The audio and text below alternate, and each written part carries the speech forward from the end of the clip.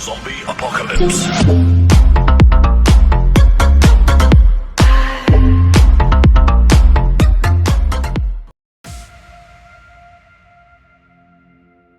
Seven जनवरी 2021 ये वो दिन था जब इलोन मस्क इस दुनिया के सबसे अमीर इंसान बने। और वही दूसरी तरफ 7 जनवरी 1943 को निकोला टेस्ला की मौत हुई थी। और ये वही टेस्ला थे जिनके नाम से इलोन मस्क ने अपनी कंपनी की शुरुआत करी। अब इसे हम इत्तिफाक कहे या कुदरत का करिश्मा, ये तो कोई नहीं जानता, लेकिन जिस समय पूरी दुनिया डेबिट कार्ड जैसी आधुनिक चीज का इस्तेमाल करना शुरू ही किया था, उस समय इलोन मस्क ने पेपल कंपनी का इन्वेंट किया था, जिसके थ्रू आप ऑनलाइन पैसे भेज सकते हो। और ये लगभग आज से महज 20 साल पुरानी बात थी, जिस समय पूरी दुनिया पेट्रोल और डीजल निर्मित गाड़ियों का इस्तेमाल करते थे। तभी इलोन मस्क ने अपनी इलेक्ट्रिक कार का इन्वेंशन किया। उस समय पूरी दुनिया उनका मजाक उड़ाया ये बोल के कि इलेक्ट्रिक कार का कोई प्रैक्टिकल यूज ही नहीं हो सकता।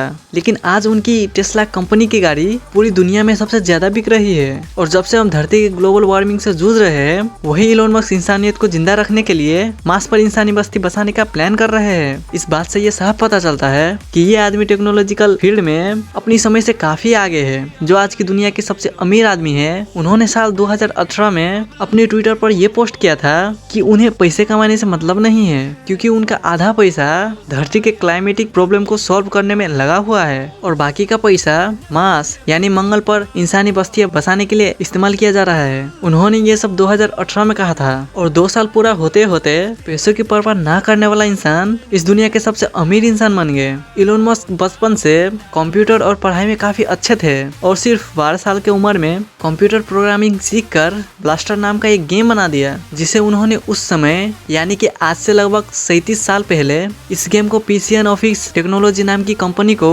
$500 में बेचा। आज से 37 साल पहले $500 की कीमत कितनी ज्यादा थी, शायद इसका अंदाजा आप लगा ही सकते हैं। बचपन में इलोन को स्कूल के बच्चे बहुत ही बुरी तरह मारते पीटते थे और एक बार तो उन्हें स्कूल के बच्चों ने इतना मारा कि वो बेहोश हो चुके थे। इतना भयानक स्कूल लाइफ बिताने के बावजूद वो अपनी जिंदगी में हार नहीं माने और आगे जाके उन्होंने अपनी फिजिक्स में बैचलर ऑफ साइंस की डिग्री ली। उसके बाद उन्होंने पीएचडी के लिए एडमिशन लिया और एडमिशन के 2 दिन के अंदर ही उन्होंने अपनी पीएचडी की पढ़ाई छोड़ दी। जिस तरह बचपन में इलोन मस्क ने गेम बनाया था, ठीक उसी तरह अपने भाई के साथ 1995 में जिप2 नाम की एक सॉफ्टवेयर कंपनी शुरू की, जिसे आगे चल के कॉम्पैक्ट ने $307 मिलियन में खरीद ली। इस डील के कारण इलोन मस्क को जिप2 का 7% यानी लगभग $22 मिलियन मिला और इसी $22 मिलियन का आधा पैसा वेस्ट करके X.com नाम की फाइनेंशियल सर्विस देने वाली कंपनी की स्थापना की। और 1 साल बाद ये कंपनी कॉन्फिनिटी नाम की कंपनी से जुड़ गई और इसी के साथ मर्ज होने के बाद पेपल कंपनी का जन्म हुआ। लेकिन इलोन मस्क का मेन मकसद पैसे कमाना नहीं था।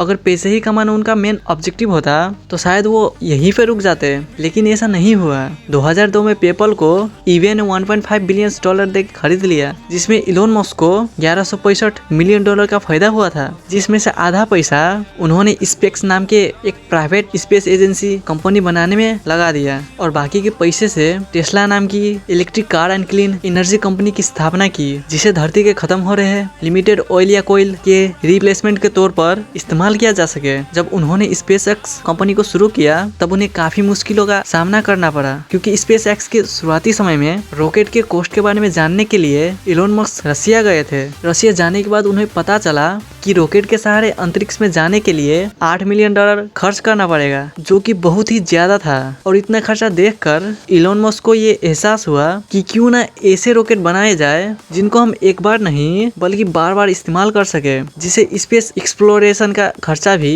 काफी कम हो जाएगा और स्पेस ट्रेवल या फिर मंगल पर जाके इंसानी बस्तियां बसाना भी इफोर्डेबल हो पाएगा। लेकिन ये काम इतना आसान नहीं था, क्योंकि ऐसे रीयूजेबल रॉकेट बनाने के बाद इनके पहले लॉन्च में रॉकेट के इंजन में आग लग गई थी, जिसमें करोड़ों का नुकसान हुआ। फिर हमने दूसरे अटेम्प्ट में रॉकेट स्पेस में तो पहुंचा, लेकिन ऑर्बिट तक नहीं जा पाया और इसी तरह तीसरी बार भी उनके हाथ सिर्फ नाकामयाबी ही लगी और इतने में इलोन मस्क का बचा कुचा सारा पैसा खत्म हो गया था। लगातार 3 बार फेल होने के बाद उनके आइडल्स जैसे कि नील आर्मस्ट्रॉन्ग, जिनको वो अपना हीरो मानते थे, उन्होंने भी रीयूजेबल कॉन्सेप्ट को एक बेवकूफ वाला आइडिया कहा इस वक्त इलोन मस्क के पास बस एक आखिरी ही अटेम्प्ट करने की पैसे बचे थे, क्योंकि उसके पास रहने के लिए उस समय घर तक नहीं था। वो अपने दोस्त के घर रेंट पे रहते थे, और अगर वो इस बार भी फेल होते तो स्पेस एक्स को लेकर फंडिंग के कारण बंद करना पड़ता। और इस समय अगर उनके आइडल भी उनको डिमोटिवेट करे तो कैसा लगता है, जरा सोचकर देखिए। लेकिन इलोन हार कहाँ मानने वाले थे।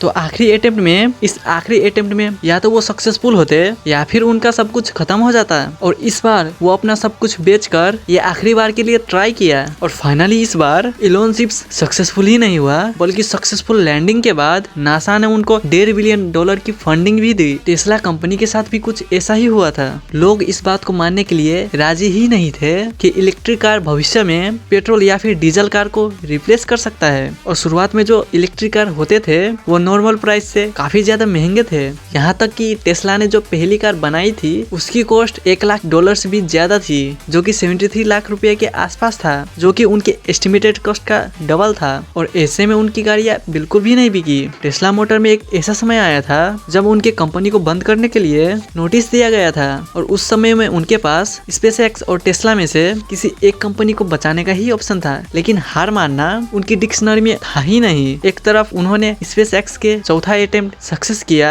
और दूसरी तरफ टेस्ला मोटर को अपनी टीम के साथ मिलकर वापस खड़ा किया, और देखते ही देखते one of the leading car manufacturing company बन गई। और टेस्ला की ग्रोथ के साथ इलोन मस्क की दौलत यानी रेवेन्यू भी तेजी से बढ़ने लगी, और देखते ही देखते वो दुनिया के सबसे अमीर इंसान बन गए। और ये भी कहा जा रहा है कि जिन प्रोजेक्ट पर इलोन मस्क आज के तारीख पे काम कर रहा है, अब चाहे वो स्पेस एक्स हो, टेस्ला हो, या फिर कोई कंपनी हो, या फिर न्यूरालिंक हो, इन सब कंपनी के फ्यूचर ग्रोथ को देखकर ये कहना गलत नहीं होगा वो दुनिया के सबसे पहले ट्रिलियनियर बन सकते हैं। अब जिनको नहीं पता उन्हें बता दूं, द बोरिंग कंपनी जमीन के अंदर से एक जगह से दूसरी जगह जाने के लिए रास्ता बनाती है, और वही दूसरी तरफ न्यूरालिंक एक न्यूरो टेक्नोलॉजिकल कंपनी है जो इंसानों को न्यूरोलॉजिकल कंडीशन या बीमारी को आर्टिफिशियल इंटेलिजेंस और कंप्यूटर प्रोग्रामिंग के थ्रू ऑपरेट करेगा। तो उनके ये सब प्रोजेक्ट्स को देखकर यही लग रहा है कि वो भविष्य में और भी कुछ बड़ा करने वाले हैं। आज के तारीख में उनका नेटवर्क $182 बिलियन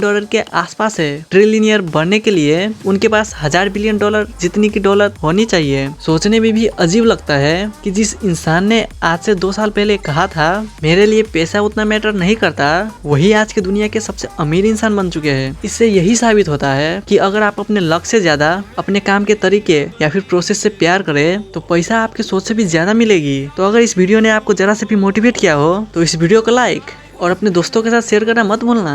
और अगर आपने अभी तक हमारे चैनल को सब्सक्राइब नहीं किया है तो सब्सक्राइब करके नोटिफिकेशन बेल को ऑन कर दीजिए, क्योंकि मैं ऐसे ही वीडियोस लाता रहता हूँ। तो मिलता हूँ आपसे अगले वीडियो में, एंड हमेशा की तरह थैंक्स फॉर वॉचिंग।